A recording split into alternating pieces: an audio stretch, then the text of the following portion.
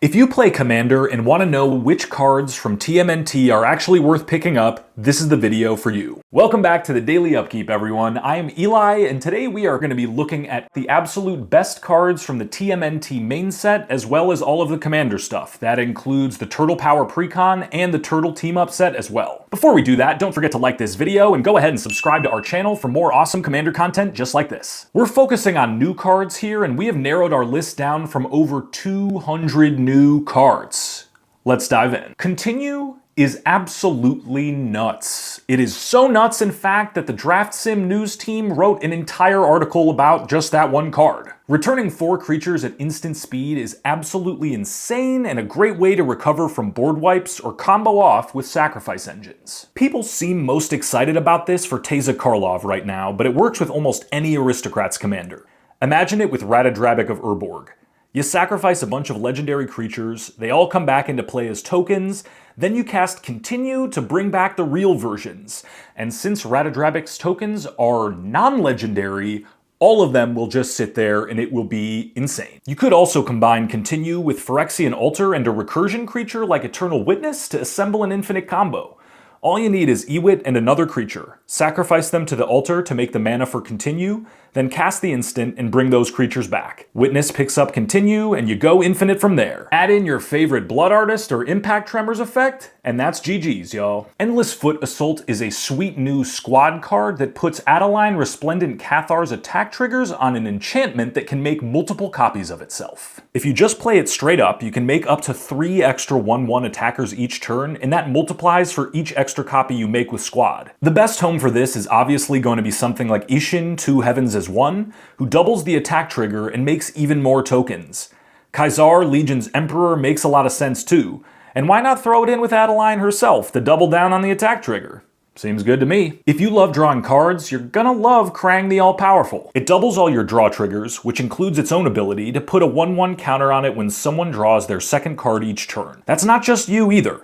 If an opponent draws 2 cards in a turn, Krang gets 2 1/1 counters. Where this gets really good is with other effects that reward drawing cards. Niv Mizzet Perun comes to mind since it'll ping twice per card drawn, and it works with effects like Underworld Dreams and Psychosis Crawler too. You gotta be a little bit careful about playing too many auras in most commander decks, but if you're going for a quick and early win or going all in on Voltron, Level Up is the card for you. Imagine this scenario. You control a lonely little 1/1 creature, let's say a rabbit token. You put Level Up on it and it becomes a 2/2. Now you attack with it, double its counters, and it becomes a 3/3. Next turn, you attack again, and it's suddenly a 5/5, and from there, it'll start drawing you extra cards and start eating jacked rabbits for dinner. Sounds pretty good, right? Now imagine that creature already had 1/1 counters on it. Pretty easy to see how a creature with Level Up can get out of hand. You just need to find a way to protect it. Don't get too caught up by the same name text on Rat King Verminister. It's a 2-drop legend that spits out rats almost every turn, and eventually cashes in a pile of rats for any creature from your graveyard. The rat making and reanimation is all totally free as long as you can trigger Disappear every turn, which is incredibly easy to do.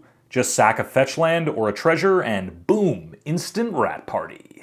And yeah, you can totally do the Relentless Rats and or Rat Colony thing here. And if you're gonna pick up Rat King for your next commander deck, definitely check out that Ashcoat reprint on the TMNT bonus sheet. The Ooze is sort of like if the Ozolith and Agatha's Soul Cauldron had a baby, and I will leave what that looks like up to your imagination. For our purposes, it's a handy little piece of graveyard hate that plays very well in 1/1 counter decks and decks that want to make a bunch of artifact tokens. Seriously, this thing can make a bunch of mutagen tokens throughout the course of the game, and it's totally up to you what you use those mutagens for. Dump them back on your creatures to get more 1/1 counters, or chuck them into the incinerator for Krark Clan Ironworks or something. Commander decks could always stand to play a little bit more graveyard hate, and this one is a total graveyard hoser that also pumps your board as you go. Cheating just a little bit on this one, but there are 2 new 4-drops that make artifact tokens when players take basic game actions. There's April O'Neil, Human Element, a 4-mana 2/5 that creates a mutagen whenever anyone casts an artifact, instant, or sorcery. And there's also Mona Lisa, Ever Adaptable, a 4-mana 4/4 that also makes a mutagen whenever someone casts a creature spell. Look, mutagens aren't super powerful, but being rewarded with artifact tokens just for having other players play the game is really good. These two cards aren't as strong as the Cabbage Merchant was, since that guy makes mana, but tons of decks can find a use for a bunch of extra mutagen tokens, even if that's just sacrificing them to add 1/1 counters to your creatures. Big Apple 3 AM is a new utility land from the Turtle Power Commander Precon. Base level, it's one of those tap lands that locks you into one color early on, but that's still pretty good mana fixing. And that activated ability is way better than what we usually see on these token-making lands. Pay 5 mana and tap it, and that's right, back to the rat party. Most lands that make creature tokens only make one at a time, but Big Apple can make one for each opponent, so up to 3 per activation, or 5 rats if you're a sicko who likes playing 6-person commander games. Wouldn't it just be totally rad if there was another card from this set that really benefited from sacrificing 3 rat tokens at a time? Raph and Mikey Troublemakers is a more fair version of Itali Primal Conqueror, but it has the benefit of being a giant haste creature that hopefully puts another giant haste creature into play right away. You could even do something combo-y here and make sure there's only ever one creature in your deck, like a Blightsteel Colossus or Charging Badger or whatever, and guarantee that you hit that creature every time. You might be asking why you'd actually run Raph and Mikey in your deck instead of Itali, and to that I say, why not both? Some players are allergic to running removal in Commander, but you just gotta take care of your opponent's big threats sometimes, and Shell Shock is a pretty good way to do that. Removal spells that take something away from each opponent are great in Commander, and a good way to keep up with 3 opponents at once. Shell Shock won't be great at dealing with big creatures, but picking off 3 smaller utility creatures and creating 3 artifact tokens is a nice package of effects. And it's all at instant speed too. This one goes out to all my flicker lovers out there. You all know how good once per turn flicker effects are. Conjurer's Closet, Thassa Deep Dwelling, Soul Herder, so on and so forth.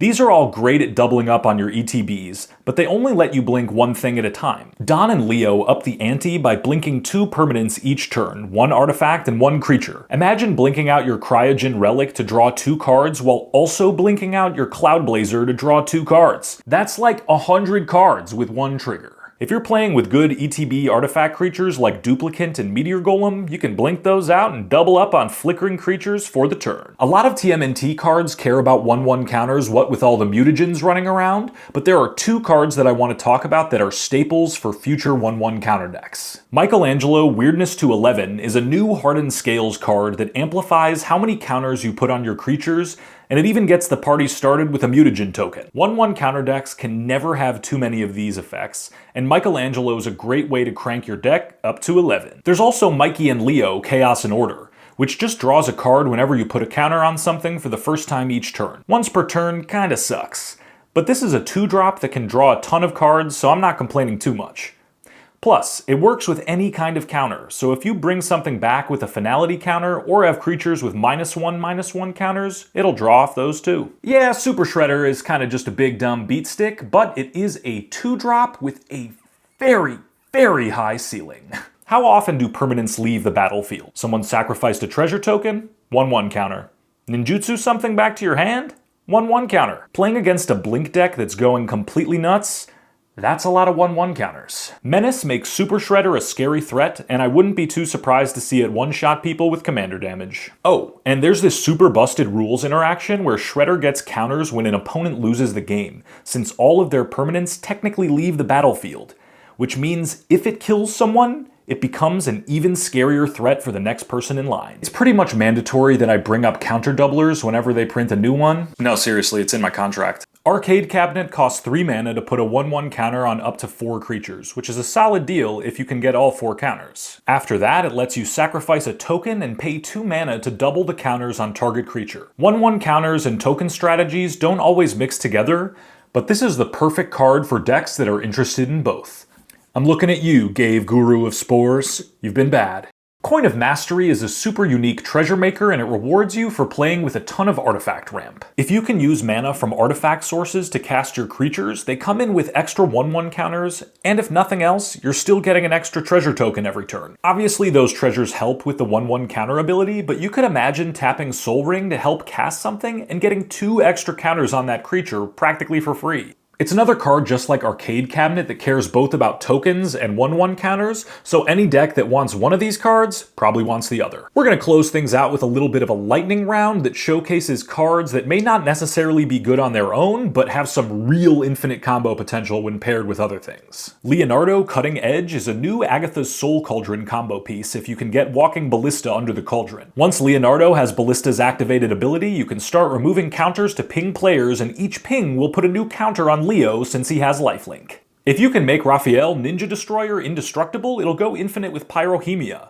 And if you have the highest life total, that results in an instant win. Just activate Pyrohemia, dealing 1 damage to each creature and player, and Raphael will refund that mana right away, which can be used for more Pyrohemia activations. Casey Jones' Back Alley Brute goes infinite with the Red Terror, which raises a very important question. Is there a card that doesn't go infinite with the Red Terror? The world may never know.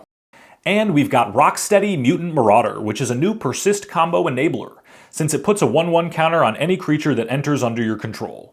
Just like Renata, Called to the Hunt, or Grumgully, you can combine this with a sack outlet and a Persist creature to get infinite death triggers and ETBs. And you even get to partner Rocksteady with Bebop's Skull and Crossbones if you want to. For a small set, TMNT's got a lot going on, and some pretty sweet new additions to Commander. If you're rocking a ninja deck, or if you're looking for more 1/1 counter and artifact support, TMNT might actually be the set for you. Thanks again for tuning in, everybody, and a special thank you to our Patreon subscribers for helping support. If you're interested in more Commander content, don't forget to check out our Turtle Power Precon review, and if you're going to be playing some Ninja Turtles Limited, check out our pre-release guide as well.